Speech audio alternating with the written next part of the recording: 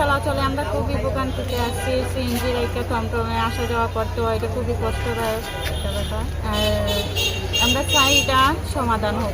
বানিয়াগঞ্জ থেকে নবীগঞ্জ গেলে বাদে গাড়ি পাওয়া যায় না, হবিগঞ্জ গেলে গাড়ি পাওয়া যায় না। তারা অনেক সিন্ডিকেট করে, একটু রাত্রে হলেও এরা 50 টাকা জায়গায় 100 টাকা ভাড়া নেয়।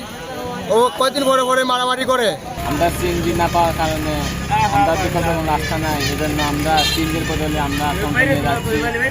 আমাদের অনেক কষ্ট হচ্ছে, এজন্য আমরা সিএনজির একটা ব্যবস্থা করার জন্য অনুরোধ করা হলো।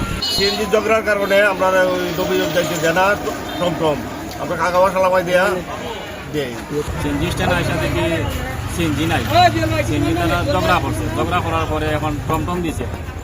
টমটমে আমি ফাঁকা বাসা যাইমু, ফাঁকা বাসা থেকে আবার গাড়ি ধরিয়া যাইমু, আবার নবীগঞ্জ থেকে আবার গাড়ি ধরিয়া তেমন লাগবো। এখন মাননীয় মহোদয়ের কাছে আমার অনুরোধ, ভালো একটা গাড়ি দিন। মাইনাসম তো অনেক মানুষ, 5 লক্ষ মানুষ মাইনাসম।